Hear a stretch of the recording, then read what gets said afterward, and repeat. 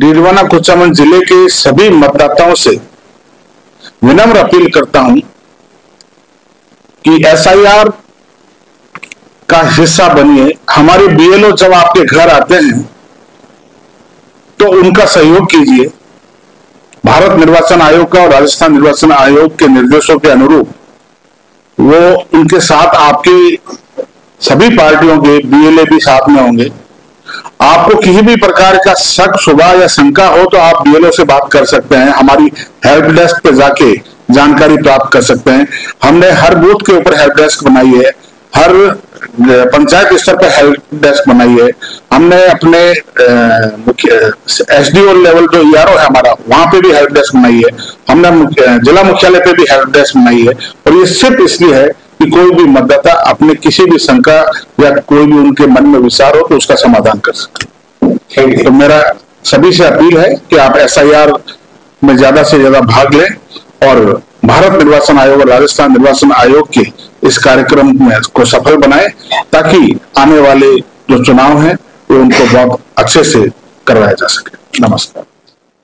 Special incentive revision को लेकर के जिला कलेक्टर डॉक्टर महेंद्र खड़गावत ने आज एक प्रेस वार्ता का आयोजन किया। इस प्रेस वार्ता में डॉक्टर खड़गावत ने विस्तारित रूप से सर पर जो हमसे चर्चा की, उसका मूल जो सारांश निकल करके आया है वो ये है कि हमें अपने मतदाता होने के जो साक्ष्य है वो सरकार के समक्ष जमा करवाने हैं और इसमें घबराने वाली या इस पर किसी प्रकार का विवाद करने वाली या इस पर किसी प्रकार की चिंता करने वाली जैसी कोई भी बात हमें प्रेस कॉन्फ्रेंस के माध्यम से जो पूरी बातचीत हुई उसमें कहीं भी नजर नहीं आई। ये एक बहुत अच्छी बात है कि केंद्रीय चुनाव आयोग जो है वो ये चाहता है कि एक नागरिक एक ही जगह मतदान करे और उसके लिए उन्होंने ये जो सर एसआईआर जो है मतदाता के लिए जो कार्यक्रम शुरू किया है, इसके तहत 2002 में जिन व्यक्तियों ने मतदान किया है, चाहे वो भारत के किसी भी हिस्से में रहा हो रही हो, वे लोग भारतीय नागरिक हैं और उनकी जो आगे आने वाली नस्लें हैं, चाहे वो 2004 में पैदा हुई, चाहे वो 2006 में पैदा हुई और चाहे वो 2007 में पैदा हुई, वो अगर 18 वर्ष की आयु पूर्ण कर लेते हैं तो माता पिता ये डिक्लेयर कर देंगे कि ये हमारी संतान है और ये साक्ष्य है जिसके तहत हमने 2002 में भारत के इस जगह इस बूथ पर जो है वो मतदान किया है। उन लोगों का जो है वो आसानी से इसमें जो है वो नामांकन हो जाएगा और वो नए मतदाता बन जाएंगे। इसको लेकर के तमाम प्रकार की जो भ्रांतियां हैं वो इस प्रेस कॉन्फ्रेंस के माध्यम से जिला कलेक्टर डॉक्टर महेंद्र खड़गावत ने जो है वो दूर कर ली है। आइए आपको बताते हैं इस पूरे कार्यक्रम पर डीडवाना कुचामन जिला के जिला कलेक्टर डॉक्टर महेंद्र खड़गावत ने क्या कहा। मतदाता सूचियों की पुनरीक्षण का कार्यक्रम चालू किया है, क्या कार्यक्रम रहेगा और किस तरीके की मतलब जो है तैयारियां अभी बात होने की। भारत निर्वाचन आयोग के निर्देशानुसार राजस्थान सहित 12 राज्यों में 4 नवंबर से एसआईआर प्रारंभ हो रहा है। एसआईआर एक तरह से मतदाताओं का एक तरह से कह सकते हैं प्रमाणीकरण है। आज से 2002 के अंदर हुआ था, एसआईआर हुआ था, उसके बाद में अब हो रहा है और एक साथ 12 राज्यों में ये प्रारंभ हो रहा है जिसमें राजस्थान भी है। भारत निर्वाचन आयोग द्वारा एसआईआर का समयबद्ध तरीके से पूर्ण किया जाएगा। 4 नवंबर से 4 दिसंबर 2025 तक बीएलओ द्वारा घर घर परिगणना प्रपत्र वितरण किया जाएगा और उसको उसी दिन वापस प्राप्त भी किया जाएगा। इस बार जो प्रपत्र परिगणना प्रपत्र बनाया गया है उसकी मॉडल कॉपी ये है, 1 पेज का है ये, 2002 की मतदाता सूची को बेस बनाया गया है और हमने मैपिंग का कार्य भी निर्वाचन आयोग के द्वारा दिए गए निर्देशों के अनुसार 40 साल से ज्यादा और 40 साल से कम के जो मतदाता है उनकी मैपिंग का कार्य भी किया है और डीडवाना कुचामन जिले के अंदर जो है वो मैपिंग का कार्य है। 40 साल से ज्यादा वाला तो 87.73% मैपिंग हो गई है, 40 साल से कम वाले में 38.1% मैपिंग हो गई है और दोनों का टोटल 61.16 मैपिंग हो चुका है। मैपिंग से फायदा यह है कि ये जो गणना प्रपत्र है इसके लिए पहले यह था कि कोई दस्तावेज लिया जाएगा, अब कोई भी दस्तावेज जिसकी मैपिंग हो चुकी है उनसे कोई भी दस्तावेज नहीं लिया जाएगा। ये गणना प्रपत्र पे इसकी एक पुरानी फोटो अंकित होगी, इसके साथ में नई फोटो लगवानी है। अगर नई फोटो कलर्ड उनके पास है तो वो बीएलओ को उपलब्ध करवा देंगे और अगर कलर्ड फोटो उनके पास नहीं है या मान लीजिए ऐसे लोग हैं जो फोटो नहीं खिंचवा सकते, घर से बाहर नहीं निकल सकते, इसके लिए बीएलओ को निर्देश दिए गए हैं कि वो अपने फोन से उनकी फोटो खींचकर इसमें अपलोड कर दें और इस पर नीचे सिर्फ हस्ताक्षर करके या जो अंगूठा लगा सकते हैं वो अंगूठा लगा के इसको बीएलओ को वापस देना है। बीएलओ एक दिन में लगभग 50 घरों में सर्वे करेगा, ये हमारी योजना है निर्वाचन आयोग के निर्देशों के अनुरूप। सुबह और हमने बीएलए 1 और बीएलए 2 जितनी भी राजनीतिक पार्टियां हैं मान्यता प्राप्त उनसे बीएलए 1 और बीएलए 2 की नियुक्ति करवा ली है और हर बीएलओ के साथ बीएलए 1 और बीएलए 2 रहेंगे और वो लोकल रूप में, स्थानीय रूप में उनकी मदद करेंगे। सबसे बड़ी बात यह है कि जितनी ज्यादा मैपिंग होगी उतनी ही ज्यादा एसआईआर का काम आसानी से हो पाएगा और हमारी पूरी कोशिश है कि हम मैपिंग पे और ज्यादा परसेंटेज लाइन लगभग 80 से 90% हम चाहते हैं कि टोटल मैपिंग हो जाए। इसके अलावा एक नई चीज ये निर्देश आए हैं कि जो लोग यहां से बाहर रहते हैं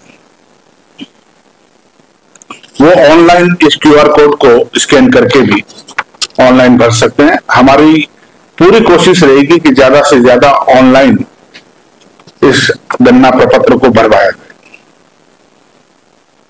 ताकि कम से कम गलती हो सके या एकदम एक्यूरेट संख्या जा सके। उसके बावजूद भी शहरों के अलावा गांवों में भी और ढाणियों में भी बीएलओ को निर्देश दिए गए कि हर घर तक जाकर इस गणना प्रपत्र को देखा। अगर उस घर से कोई लड़का बाहर पढ़ रहा है, कोई बाहर विदेश में पढ़ रहा है, कोई बाहर सर्विस कर रहा है, तो ये सुविधा निर्वाचन आयोग ने दी है कि उनका ब्लड रिलेशन मतलब उनके माता या पिता उसको प्रमाणित कर देते हैं तो उसको स्वीकार कर लेते हैं। सिर्फ माता, वो संख्या मेरे हिसाब से 1% से भी कम होगी। एसआईआर का मूल मकसद है कि जो जिन लोगों की मृत्यु हो गई है, जो लोग स्थायी रूप से यहां से शिफ्ट हो चुके हैं या जिन लोगों के 2 स्थानों के ऊपर नामांकित है मतदाता सूची में, उनको दुरुस्त किया जा सके और एक स्पष्ट, सही और प्रामाणिक सूची निर्वाचन आयोग को प्राप्त हो सके। 4 नवंबर से लेकर 4 दिसंबर तक यह कार्य चलेगा।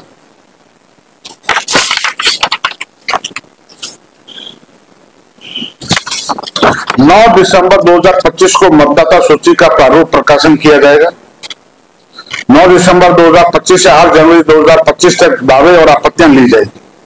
अगर किसी को कोई शक शुबा है तो अपना दावा या अपना आपत्ति दर्ज करवा सकता है। 9 दिसंबर 2025 से 31 जनवरी 2025 तक दावे एवं आपत्तियों की सुनवाई और सत्यापन किया जाएगा और 7 फरवरी 2026 को मतदाता सूची का अंतिम प्रकाशन कर दिया जाएगा। डीडवाना कुचामन जिले की समस्त विधानसभा के निर्वाचन क्षेत्र लाडनू, नावा, पर्वतसर, मकराना एवं डीडवाना में 4 नवंबर से एसआईआर का कार्य प्रारंभ हो रहा है, जिसकी संपूर्ण तैयारी कर ली गई है। जिले में कुल 13,63,684 मतदाता है। इसमें से 7,06,090 पुरुष और 6,62,986 महिला मतदाता है। समस्त विधानसभा से परिगणना प्रपत्र 4 नवंबर से मतदाताओं को वितरित करने का कार्य प्रारंभ कर दिया जाएगा सभी 500 विधानसभा क्षेत्रों। जिले की 5 विधानसभा निर्वाचन क्षेत्रों में 1229 बूथ है। सभी बूथों पर प्रथम बार में 200 परिगणना प्रपत्र समस्त बीएलओ को दिए जाएंगे, जिन्हें बीएलओ घर घर जाकर वितरित करेंगे एवं भरे हुए प्रपत्र वापस प्राप्त करेंगे उसी दिन। जैसा कि मैंने आपको पहले भी बताया कि हमारी योजना है कि एक बीएलओ एक दिन में 50 घरों को 50 मतदाताओं को संपर्क कर सकते। अगर वो 50 घरों को संपर्क करता है तो एक महीने में ये कार्य बहुत आसानी से हो जाएगा। परिगणना प्रपत्र के साथ किसी भी मतदाता से किसी भी प्रकार का दस्तावेज नहीं लिया जाएगा। मतदाताओं से परिगणना प्रपत्र नवीनतम रंगीन फोटो सहित भरवाकर वापस प्राप्त किए जाएंगे। जिले में 87% मतदाताओं की ऑनलाइन मैपिंग की जा चुकी है। उन्हें किसी भी प्रकार के दस्तावेज देने की आवश्यकता नहीं है। जिन मतदाताओं की मैपिंग नहीं हो सकेगी, उन्हें भारत निर्वाचन आयोग द्वारा जारी 12 दस्तावेजों में से एक दस्तावेज देने की आवश्यकता होगी। उनको हम नोटिस जारी करेंगे। एसआईआर कार्यों में पारदर्शिता के लिए राजनीतिक दलों का सहयोग प्राप्त किया जा रहा है, जिसके तहत राजनीतिक दलों के बूथ स्तरीय कार्यकर्ता BLA 1 और BLA 2 नियुक्त किए जा चुके हैं। उनका प्रशिक्षण विधानसभा स्तर पर दिया जाएगा। भारत निर्वाचन आयोग द्वारा मतदाता को परिगणना प्रपत्र ऑनलाइन माध्यम से भरने की भी सुविधा प्रदान की गई है। जैसा कि मैंने आपको बताया, ये QR कोड यहां दिया है। मुख्य निर्वाचन अधिकारी राजस्थान जयपुर की वेबसाइट election.rajasthan.gov.in पर जाकर सिटीजन सेंटर कॉर्नर से 2002 की मतदाता सूची को देखा जा सकता है। इस एसआईआर के अंदर 2002 की मतदाता सूची को बेस बनाया गया है, मूल आधार बनाया गया है। मतदाताओं की सहायता के लिए हेल्प डेस्क स्थापित किए गए हैं और वॉलंटियर्स की नियुक्ति भी की गई है। लगभग 246 नए बूथ जिले में नए बूथ बने हैं। अब आप इसके बारे में कुछ और पूछना चाहते हैं तो बताइए। सर को लेकर के अपन राष्ट्रीय स्तर पर भी देखें तो काफी सारे विवाद खड़े हैं। क्या ऐसा अपन भी महसूस कर रहे हैं या इसकी कोई पूर्व निर्धारित तैयारी कर ली थी? इसका प्रारंभ बिहार में हुआ था और आप कह सकते हो एक पायलट मॉडल था, और उसके बाद में उसको और भी ज्यादा अपडेट करके इन 12 राज्यों में प्रारंभ किया जा रहा है। भारत निर्वाचन आयोग और राजस्थान निर्वाचन आयोग ने जो निर्देश दिए हैं एसआईआर को प्रारंभ करने के लिए, इसका मूल उद्देश्य है कि वास्तव में एक्चुअल मतदाता जो उपलब्ध है उनका प्रमाणीकरण। सर, जो बीएलओ ढंग से काम नहीं करेंगे उनके लिए क्या? बीएलओ को हमने लगातार पहले भी ट्रेनिंग दी है, ये डायरेक्शन आए हैं, अभी आज भी ट्रेनिंग चल रही है और लगातार ट्रेनिंग दी जा रही है। और अच्छी बात यह है कि हमारे जिले के बीएलओ और हमारे जिले के ट्रेनर बहुत अनुभवी हैं।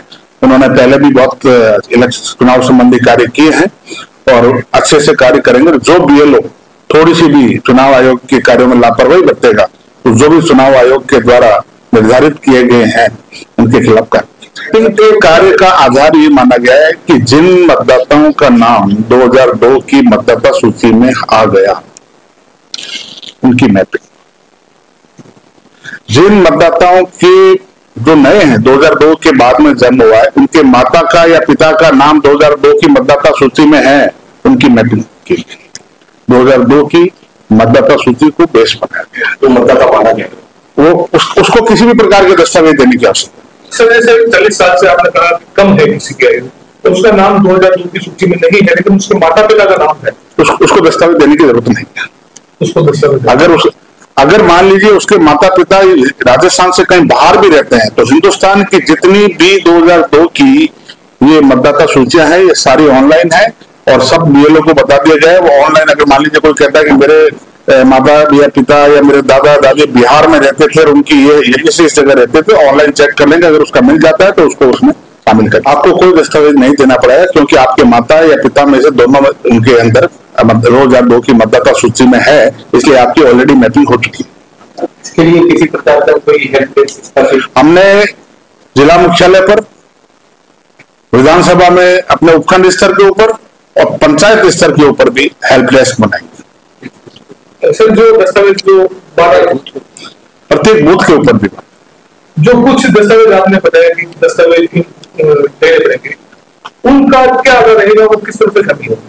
वो 12 जो भारत निर्वाचन आयोग ने जो 12 डॉक्यूमेंट की सूची बनाई है जिनकी मैपिंग नहीं हो पाई, उन 12 मैं आपको पढ़कर सुना देता हूं कौन कौन से दस्तावेज हैं। किसी 1/7/1987 से पहले भारत में सरकार, स्थानीय प्राधिकरणों, बैंकों, डाकघर, LIC, सार्वजनिक क्षेत्र के उपक्रमों द्वारा जारी किया गया कोई भी पहचान पत्र, प्रमाण पत्र, दस्तावेज, सक्षम प्राधिकारी द्वारा जारी जन्म प्रमाण पत्र, पासपोर्ट, मान्यता प्राप्त बोर्ड विश्वविद्यालयों द्वारा जारी मैट्रिकुलेशन शैक्षणिक प्रमाण पत्र, सक्षम राज्य प्राधिकारी द्वारा जारी स्थायी निवास प्रमाण पत्र, वन अधिकार प्रमाण पत्र, OBC, SC, ST या सक्षम प्राधिकारी द्वारा जारी कोई भी जाति प्रमाण पत्र, राष्ट्रीय नागरिक रजिस्टर जहां भी मौजूद, राज्य स्थानीय प्राधिकारियों द्वारा तैयार किया गया परिवार रजिस्टर, सरकार द्वारा कोई भी भूमि और मकान आवंटन प्रमाण पत्र, आधार के लिए आयोग के पत्र संख्या 23/2025 ERS खंड 2 दिनांक 9/9/2025 द्वारा जारी निर्देश लागू होंगे। दिनांक 1/7/2025 के संदर्भ में बिहार के विशेष गहन पुनरीक्षण की निर्वाचन नामावली का अंश, ये इनमें से अगर कोई भी एक चीज वो प्रस्तुत कर देता है तो उसको इसमें शामिल कर लिया जाएगा। और अगर इसमें से एक भी चीज, इन दस्तावेजों में से एक भी, तो हम उसको नोटिस जारी करेंगे। अगर नोटिस जारी करने के बावजूद भी अगर वो प्रस्तुत नहीं करता है तो वो मतदाता सूची का हिस्सा नहीं बन पाएगा। सर, अभी कुछ दिनों से SIR अभियान को लेकर कई बुजुर्गों को देखा जा रहा है कि वे जन्म प्रमाण पत्र बनाने के लिए भागदौड़ कर रहे हैं। ऐसे बुजुर्गों के लिए क्या संदेश है? क्या मैंने आपसे पहले ही निवेदन किया कि 2002 की मतदाता सूची में जिनके नाम है, इसमें 40 साल से ज्यादा, 40 साल से कम की भारत निर्वाचन आयोग ने जो बनाई है, तो इसमें से अधिकांश हमारे जिले में, मैं हमारे जिले की बात करूंगा कि 40 साल से ज्यादा में 84% मैपिंग हो गई है, 40 साल से कम में 30% के आसपास मैपिंग हो चुकी है। और हमारी लगातार कोशिश है, क्योंकि मैपिंग का मतलब यह है कि इनका 2002 की मतदाता सूची में इनका या इनके माता पिता का नाम है, इनको किसी भी प्रकार का दस्तावेज देने की जरूरत नहीं है, इनको सिर्फ इस प्रपत्र के ऊपर हस्ताक्षर करना है, अंगूठा लगाना है या और अपनी फोटो लगानी है। इसके अलावा इनको कोई दस्तावेज नहीं देना। जैसे ही BLO इनके घर जाकर इनको ये दस्तावेज देगा, इनको इस फोटो के साथ में अपनी नई फोटो लगानी है। और जो आप जो कह रहे हैं कि बुजुर्ग मतदाता हैं जो घर से नहीं निकल सकते हैं, उसके लिए हमने BLO को कहा है कि वो अपने मोबाइल से फोटो खींचकर और इसके अंदर वो लगाए, ताकि कोई भी मतदाता इस प्रमाणीकरण से, इस SIR से वंचित नहीं रहे। राज्य सरकार का या निर्वाचन आयोग का सीधा सीधा एक ही मकसद है कि एकदम साफ सुथरी और हर मतदाता का इसमें SIR के माध्यम से प्रमाणीकरण होता है। जन्म प्रमाण पत्र की जरूरत पड़ेगी? मैंने आपको 12 डॉक्यूमेंट पढ़ के सुना दी। नहीं, जो बुजुर्ग है उनको कोई दौड़ रहे हैं। मैंने कहा ना कि 2002 की मतदाता सूची में अगर नाम है तो उनको बिल्कुल भी कहीं जाने की जरूरत नहीं है, उनकी मैपिंग हो चुकी है। और सबसे बड़ी चीज है जन्म प्रमाण पत्र या ये 12 दस्तावेज जिनकी 2002 में मैपिंग नहीं हुई है या जिनकी और भी तरीके से मैपिंग नहीं हुई है, जिनकी मैपिंग नहीं हुई है, उनको इन 12 दस्तावेजों में से एक दस्तावेज अपने पास रखना होगा। सर, 2004 के बाद का बर्थ है, युवा मतदाता है, उसकी बदकिस्मती है कि वो थर्ड जेंडर है, उसको पता नहीं माता पिता कौन, तो क्या वो उसके माता पिता कौन है? अगर मान लीजिए उसके ब्लड रिलेशन में, अगर मान लीजिए ऐसे केसेस बहुत कम आएंगे, 1% के आसपास, उससे भी कम आएंगे। अगर मान लीजिए उसके ब्लड रिलेशन में कोई उसको पुष्टि कर देता है या कि भाई ये हमारा है, तो उसको भी हम स्वीकार करते हैं। अगर नहीं करता है तो फिर वो वोट नहीं दे पाएगा। तो मैंने क्या कहा, वोट हर आदमी दे, इसीलिए SIR शुरू की।